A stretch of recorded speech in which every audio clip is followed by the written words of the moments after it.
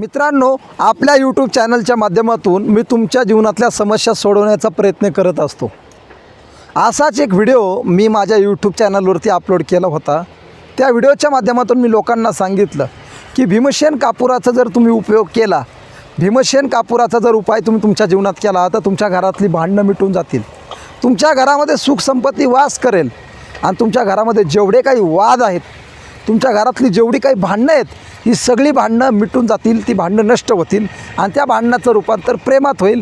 फक्त तुम्हाला भीमसेन कापूराचा उपाय करायचा आहे आणि तो उपाय कशा पद्धतीने करायचा आहे याच्यासाठी मी एक व्हिडिओ आपल्या यूट्यूब चॅनलवर टाकला होता आणि हाच व्हिडिओ परभणीतील एका भाविकाने बघितला आणि त्याने तो उपाय केला आणि त्या भाविकाने भीमसेन कापूराचा उपाय केला आणि त्याचा परिणाम असा झाला की त्याला त्या भीमसेन कापूराचा फायदा झाला आणि त्याच्या घरामध्ये जे भांडणं होते, त्याच्या घरामध्ये जे वाद होते, त्याच्या घरामध्ये जे कलह होते, ते सगळे संपूर्ण नष्ट झाले.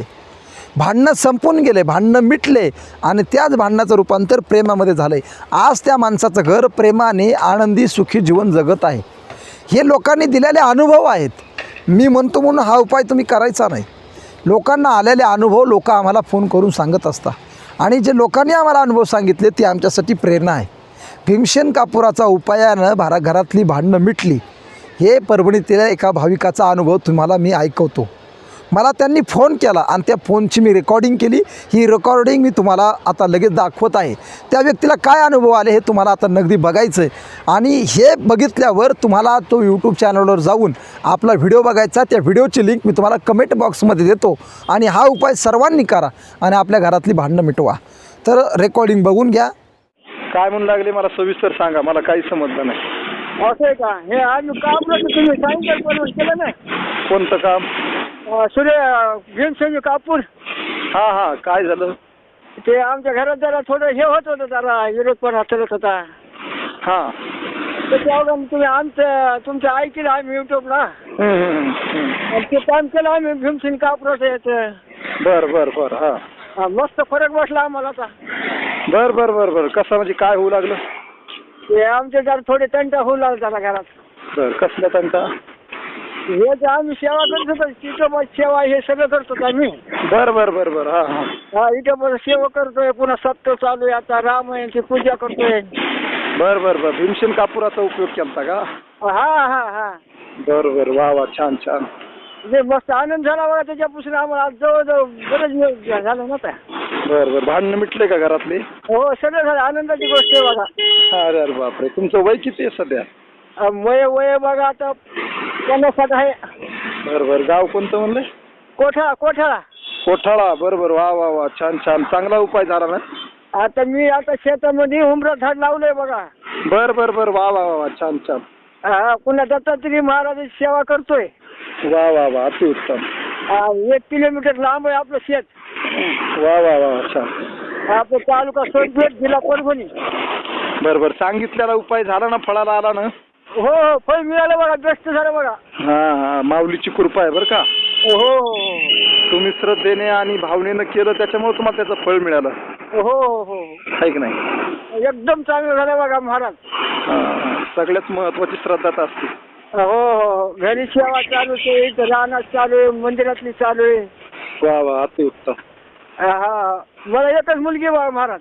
बर बर बर. वा वा, छान छान. अतिउत्तम. याच्या मुलीला 2 मुलीत आणि 1 मुलगा आहे. वा वा वा वा, अतिउत्तम. पुन्हा जावाई बी 1 नंबर 1ला आहे. वा वा. आता मिटले ना सगळे भांडणं? हो, सगळं एकदम चांगलं आहे बघा. असाच काही उपाय करत जा. अडचण आली तर मला फोन करीत जा. बरं. ठीक आहे. सुजलाम सुफलाम सगळं. आता मयापासून दुसऱ्याला सांगितलं नाही उपाय आता. बर बर. वा वा वा, छान छान. हा, माझा चांगला व्हावं, आपलं दुसऱ्याचं चांगला व्हावं, आपली अशी आहे माझी इच्छा आहे बघा. लोकांना सांगा ना व्हिडिओ बघायला. हो, सांगितलं, दाखवले. काल 1 जणला दाखवले बाईला मी. 10 रुपये एक सांगायचा उपाय. हो, बर बर. सांगू ना.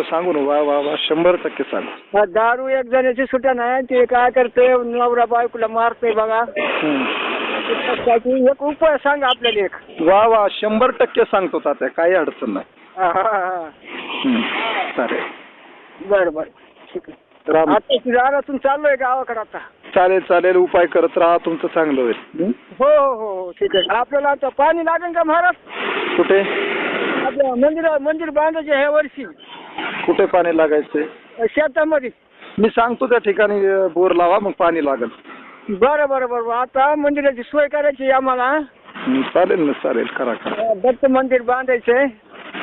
चालेल, काही हरकत नाही.